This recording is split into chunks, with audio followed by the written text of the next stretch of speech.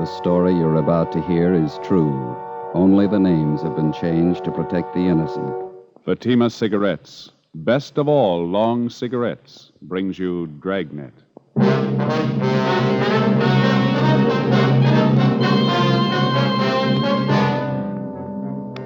You're a detective sergeant. You're assigned to homicide detail. A small boy is reported missing from his home. His age, 9 years. Foul play is suspected. Your job, find him.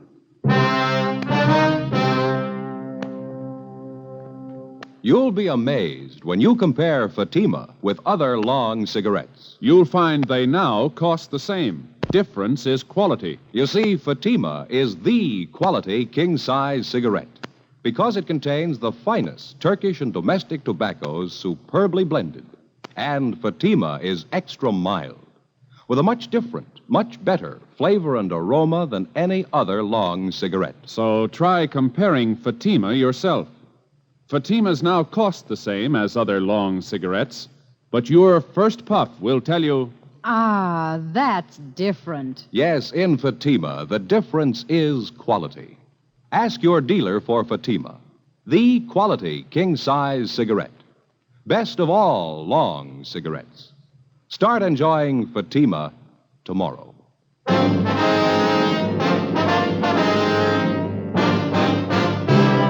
Dragnet, the documented drama of an actual crime.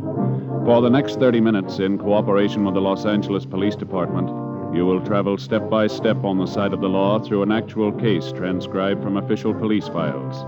From beginning to end, from crime to punishment, Dragnet is the story of your police force in action. It was Thursday, December 22nd. It was cold in Los Angeles. We were working the night watch out of homicide. My partner's Ben Romero. The boss is Thad Brown, chief of detectives. My name's Friday.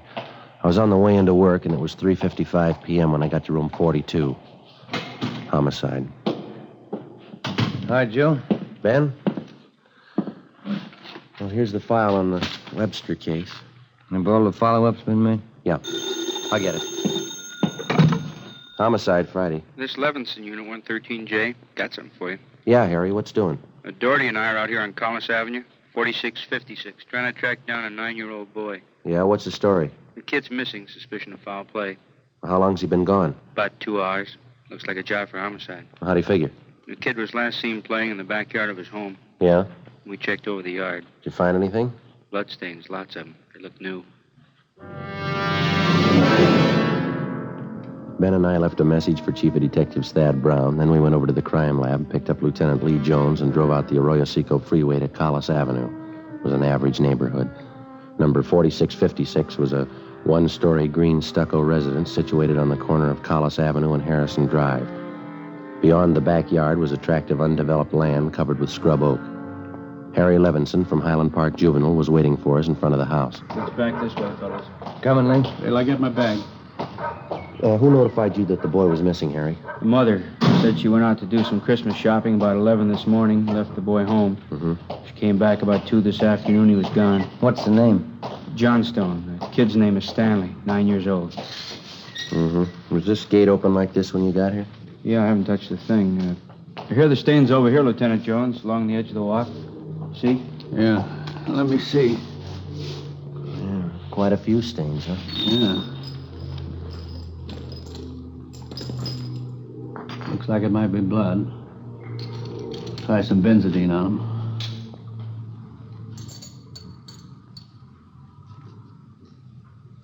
There we are. See what happened.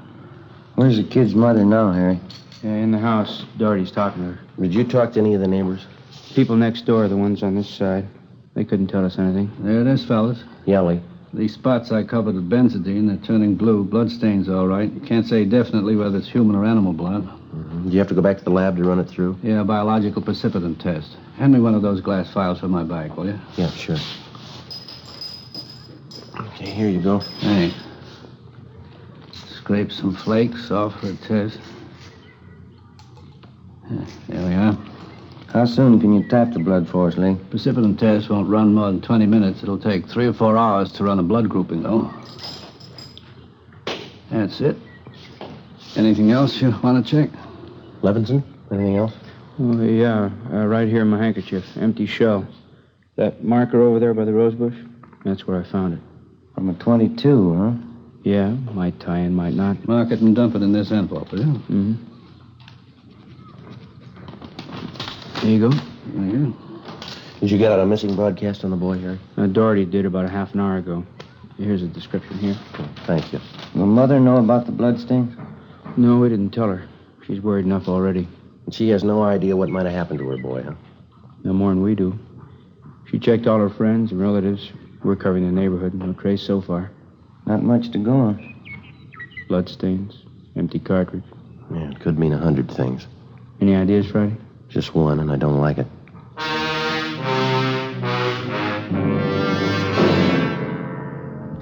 "4:30 p.m. Thursday, December 22nd. The neighborhood search for 9-year-old Stanley Johnstone continued. Lee Jones went back to the crime lab to start the precipitant test in the blood grouping. Levinson and his partner Doherty from Highland Juvenile stood by. We called Chief of Detectives Thad Brown, and he ordered up a special detail to aid in the search for the missing boy. Ben and I questioned the boy's mother, Mrs. Ruth Johnstone, a woman in her early 40s. She seemed fairly calm under the circumstances. Miss Johnson, is your boy Stanley in the habit of wandering off without telling you where he's going? No, he's not in the habit of wandering off, but he has done it before. Well, when was the last time, Miss Johnstone?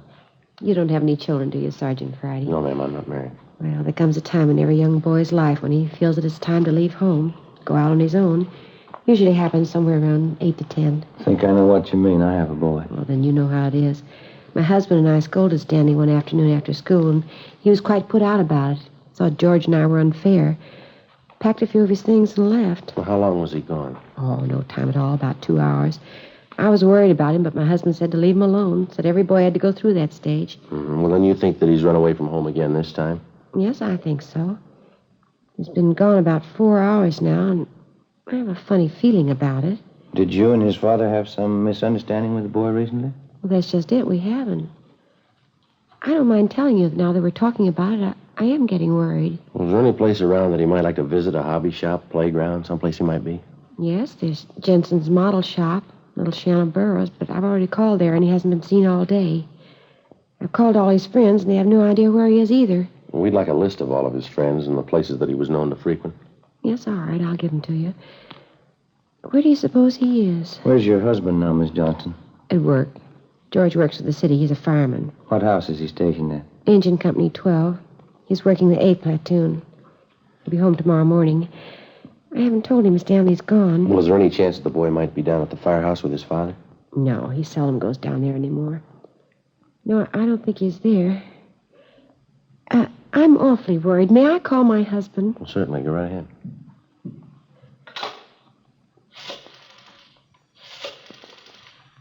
I know George will be worried. Engine Company 12, please. Stanley's been gone too long. Hello? May I please speak with George Johnstone? This is Mrs. Johnstone. Thank you. Oh, I hate to call George at his work. Yes, ma'am. Does your husband own a gun?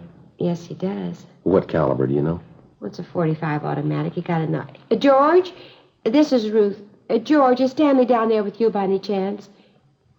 Oh. No, I can't find him anywhere. He wasn't here when I came home from doing my shopping. There are 2 policemen here. No, I said there are 2 policemen here. No, dear, I'll call you if we don't find him soon.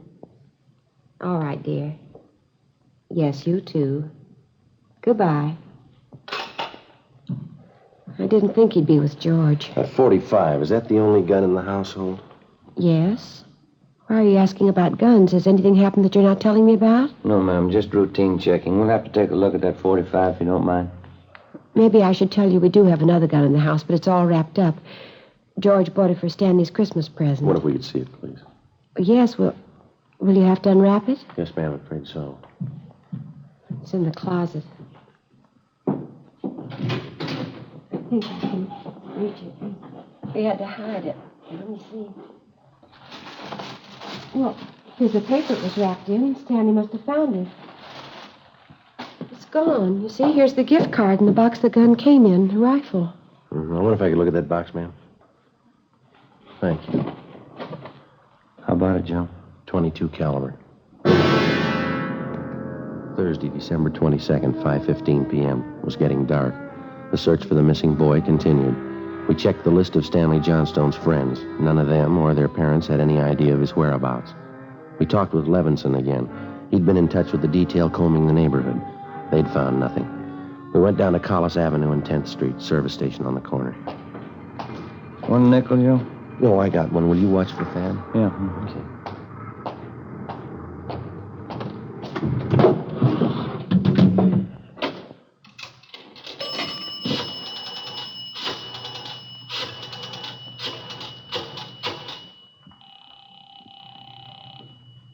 City Hall? 2667, please. 2667? Crime Lab, Jones. Hi, Lee. Joe Friday. Yeah, Joe. Any sign of the Johnson kid? No, not yet. How are you coming? Finished the precipitant test. It's human blood. Yeah? Working on the blood group now. Do you know what type the Johnson boy has? Well, I didn't want to upset his mother. Thought I'd wait till the last thing. We're in the neighborhood. Check with the family physician. That way you won't disturb her. Yeah, I figured on that. Just a minute, Lee. Yeah. Yeah, Ben. Most is pulled up. Okay. Thad Brown's out here now. I'll check you later, Lee, huh? Right, Joe. Right, bye. Right. Oh, this way, Jim. Gentlemen, how's it going? We just checked with Lee Jones. Yeah, I know. It's human blood. What do you think? We talked with the boy's mother, Mrs. Johnstone. Found a gun missing. Yeah? Caliber's the same as the empty casing Levinson found. It's 22. You said the gun was missing? Yeah, the Johnstones were going to give it to the boys as a Christmas present. They had it hidden, but it's gone. Any idea who took it? Well, they left the Christmas wrapping behind. I think it was the kid. 22 rifle, huh? 9-year-old boy. When are they going to learn? First, it's carbide cannons on the 4th of July. The city issued ordinance after ordinance. A few thousand kids around the country had to lose their eyes, fingers, hands before their parents would give us their full cooperation to outlaw them. I know what you mean. Sure you do. You and every other cop in the country became the heavies trying to clamp down on them. It's always the same story. This time it's guns for Christmas. Well, I know what you're thinking, but we're not sure yet. Listen, Friday. There's a city ordinance against giving a gun to a kid. You know that. Yeah, I know that. There's a missing boy and a missing gun. There's blood on the ground and an empty shell. That's enough for me. Well, we're going to stay with it. Something's got to break. Yeah? I hope it's not the hearts of that kid's parents. Hi, Chief. Been looking for you, Friday. What do you got, Harry? Found the gun. New 22 rifle. I'd say it's been fired recently. Where'd you find it, Levinson? Back up there in that scrub oak behind the Johnstone house. Mrs. Johnstone identified it. Buckley took it down to the crime lab. Thanks, Harry. Miss Johnstone okay? Pretty sick now. Doherty came up with something else. What's that? There's another one missing. An 8-year-old boy. 6:30 p.m. We talked with Officer Doherty about the other missing boy. He told us that his name was Stephen Moorheim, 8 years old. His family had just moved into the neighborhood. It seemed that no one besides the Moorheim family knew that the boys played together. Mrs. Moorheim told us that Stephen told her that he was going out to play and he'd be home by 6 o'clock for dinner. She told us that he was an unusually prompt boy and almost never overstayed his playtime. We got a description of the Moorheim boy and put out a missing broadcast. We called the Johnstones' family doctor. He told us that Stanley's blood was type O. At 7 p.m., we talked again with Mrs. John Moorheim. Are you sure Mrs. Johnstone doesn't know where the boys are? She has no idea, Mrs. Moorheim. Oh, this is terrible. Just awful. I feel there's more to this thing, something you're not telling me. Well, there's no use to upset you until we know a few things for sure. And you're holding back something. Well, now, please try not to worry, Miss Moorheim. There are certain things that we're going to have to ask you, routine questions in any kind of investigation. Is there anything else you want to know? Yes, ma'am. What is your boy's blood type? It's a funny question. Do you think anything's happened to him? Have you found him and you're not telling me? No, ma'am, we haven't found him, and we don't think anything's happened to him. His blood type. Yes, ma'am. Well, I think I have it written down in Stevie's baby book. Yes, here it is. It's type O. Thank you. I wonder if I might use your phone? Yes, of course, it's in the hall. I'll be right back, Ben. Okay.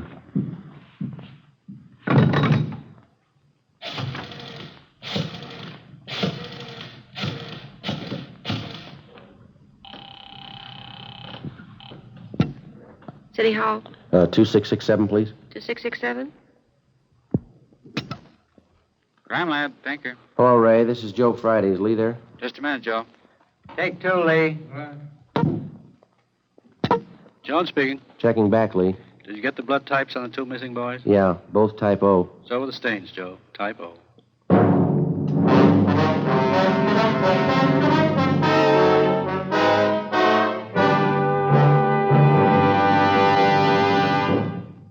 You are listening to Dragnet for the solution to an actual case from official police files. Now, here's a real solution to many of your Christmas shopping problems. If your friends smoke long cigarettes, give the best of long cigarettes. Give king-size Fatima. You see, Fatimas now cost the same as other long cigarettes, but in Fatima, the difference is quality. Quality of tobaccos. The finest Turkish and domestic varieties, extra mild and superbly blended, to give smokers a much different, much better flavor and aroma than any other long cigarette. Quality of manufacture. Smooth, plump cigarettes rolled in the finest paper money can buy. Quality. Even to the appearance of the distinctive royal blue Fatima gift carton. Christmas wrapped and carefully sealed to ensure Fatima's rich, fresh, extra mild flavor. Remember, Fatimas now cost the same as other long cigarettes. But in Fatima, the difference is quality. So this Christmas, give your friends the best. Give Fatima, the quality king-size cigarette. Best of all long cigarettes.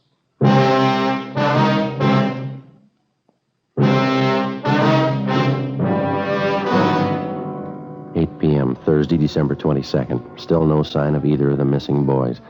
Chief of Detectives Thad Brown went back to headquarters to direct the search from there. He dispatched another detail of 50 men to aid in the hunt for the missing youngsters. 8:30 p.m. It was getting colder. The citrus growers were warned to expect a freeze. We went up the block to see Mrs. Johnstone. Her husband had quit work early and returned home. We talked with him. He could tell us nothing more than we already knew. We still had not informed either of the families about the bloodstains in the empty cartridge casing, which had been discovered in the backyard of the Johnstone home. It was more than possible that they had a right to know about our findings, but Ben and I felt there was no cause to add to the distress of the two families at this time. If the two missing boys were found alive and well, then the bloodstains in the cartridge would be of no concern to the relieved parents.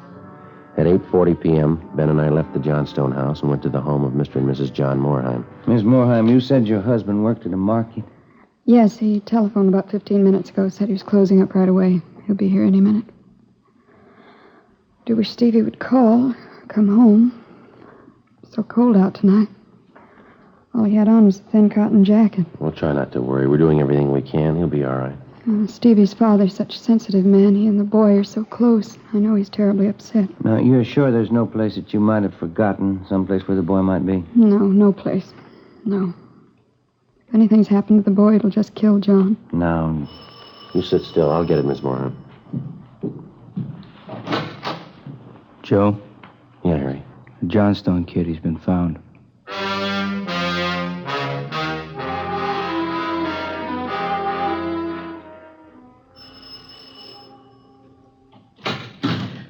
He's home, Sergeant. He's come home. Thank God he's all right. Where's he been? Did he tell you? No, he didn't. His clothes are all dirty and he's acting strange. I've never seen him like this. How do you mean, Miss Johnston? Well, he just came to the front door and said, "Hello, Mom." He sat down in a chair and stared at the floor. Won't talk to his father or me. Do you mind if I talk to him? No, go ahead. I asked him about the little Moorheim boy, but he wouldn't tell me a thing. Where is he now? Right over there in the living room. Looks all right. Yes. Son, this is a police officer. He wants to talk to you. Don't be afraid, dear. He only wants to ask you some questions. Son. You see, Sergeant? Stanley, look at me, son. Come on, youngster. Get your head up there. That's better. You had your mother pretty worried. You know that. You want to tell us where you've been? We should try to get him to eat a little something. You hear that, son? Want something to eat? Stanley, there's another little boy up the street who hasn't come home. You know where he is? His father and mother are worried about him, too. Just like your folks were. We're going to ask you to help us find him. I killed him. I killed Steve with the .22. We were only playing, but I killed him.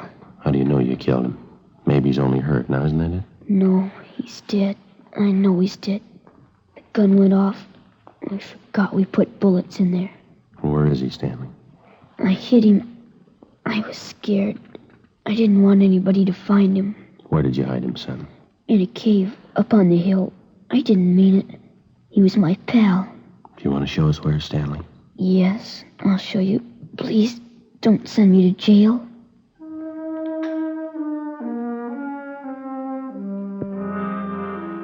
"9:15 p.m., Thursday, December 22nd. 9-year-old Stanley Johnstone led the way up the hill behind the backyard of his home. He showed us the wagon he moved the body in. His father came along with us. About 50 feet from the crest of the hill, the boy pointed to a thicket of scrub oak. There we found a small cave holding the body of Stephen Morheim. There was a single bullet wound in his chest just below his heart. He was dead. We covered the body. Stanley, how did it happen? I knew my folks were going to give me the gun for Christmas. I knew where it was, and I got it. There was a box of bullets with it. Were you pointing the gun at Stevenson? No, sir. No, sir, I wasn't. It was Steve's turn to play with it. I was chasing him. He tripped over that stump there, and he fell. Gun hit him in the stomach, and it went off. Well, why do you think you killed him if you're telling us the truth? I'm telling the truth. Honest, that's the truth. Well, I believe you, son, but why do you think you killed him? It was my gun. Stevie'd still be alive if I didn't go and get it. Should have waited till Christmas. It's all my fault.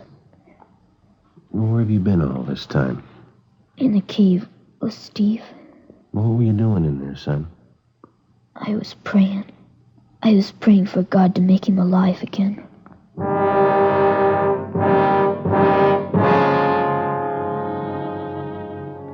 After a thorough investigation, Ben and I were convinced that the shooting of Stephen Morheim was accidental. Lieutenant Lee Jones' findings substantiated the Johnstone boy's story even to the smallest detail. We put in a call to the coroner's office and acquainted him with the facts. He designated a local mortuary to handle the body pending autopsy and granted us permission to remove the body to the Morheim home. Mrs. Morheim collapsed. The family doctor was called. Ben and I sat in the living room to wait for John Morheim, the dead boy's father. Edith? Edith? Mr. Morheim? Yeah, you the police? Yes, sir. Where's Edith? Where's my wife? Has my boy come home? Have you found him? Yes, sir. Well, where is he? Steve? Stevie? Where's Steve? He's hurt, isn't he? Yes, sir, yes. Well, where is he? I want to see him. He's hurt bad, Mr. Morheim. Where is he? I want to see him. How bad? Pretty bad. He's dead. All right if I go in. Yes, sir, if you want to. Will you go with me? Sure. Don't make it any harder on yourself, Mr. Morheim. I want to see my boy. Mr. Morheim.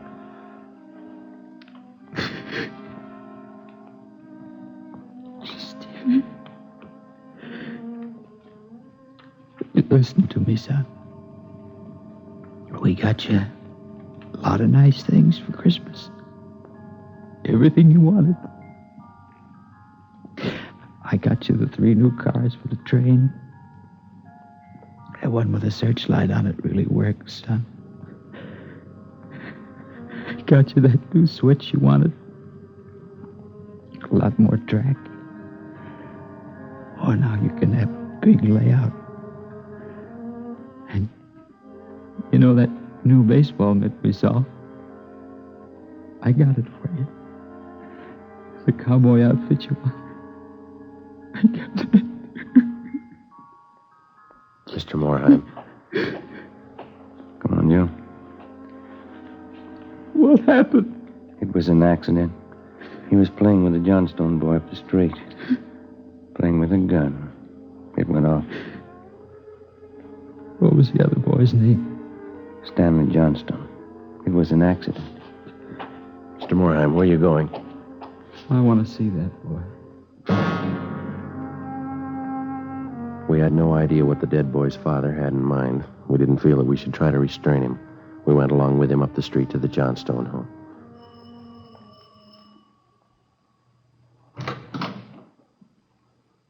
I'm Stevie's father. Where's your boy? I'm sorry.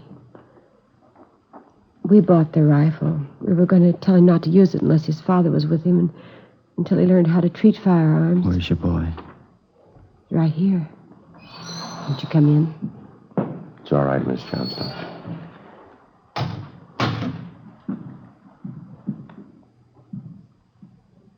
You're the boy that was with Stevie? Yes, sir. What's your name? Stanley. I know it wasn't your fault, Stanley. Wonder if you'd do something for me. Yes, sir. I've got a lot of nice presents for Stevie. I know he'd want you to have them. I want to give them to you Christmas Eve. Mom? I think that'd be a fine idea, son. Come on, Ben.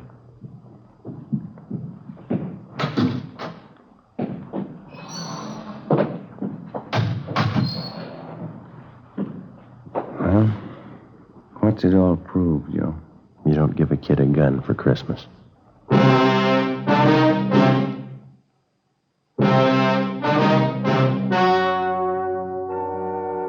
The story you have just heard was true.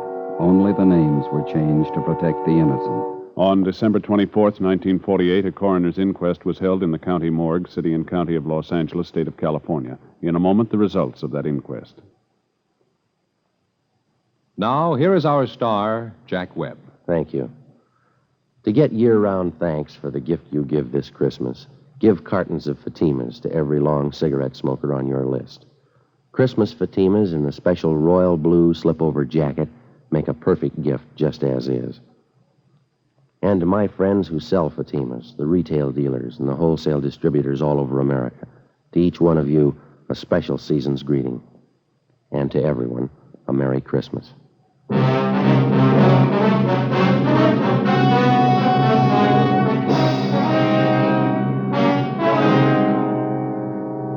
At the coroner's inquest, it was officially recorded that Stephen Morheim's death was the result of an accident. Stanley Johnstone was absolved of any legal responsibility for his friend's death.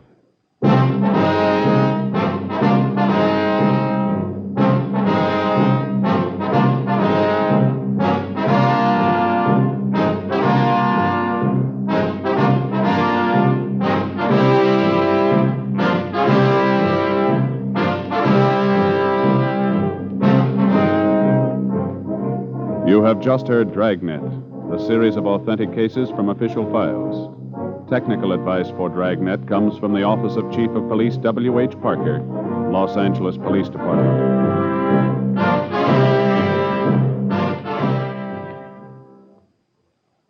This is Bob Hope. Can we steal a second? Chesterfield, Chesterfield always wins first place.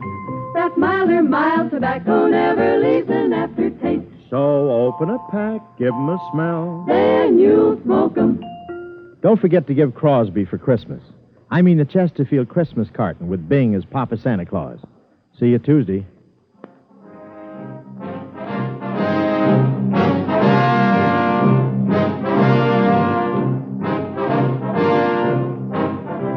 Fatima Cigarettes, best of all long cigarettes, has brought you Dragnet, portions transcribed from Los Angeles.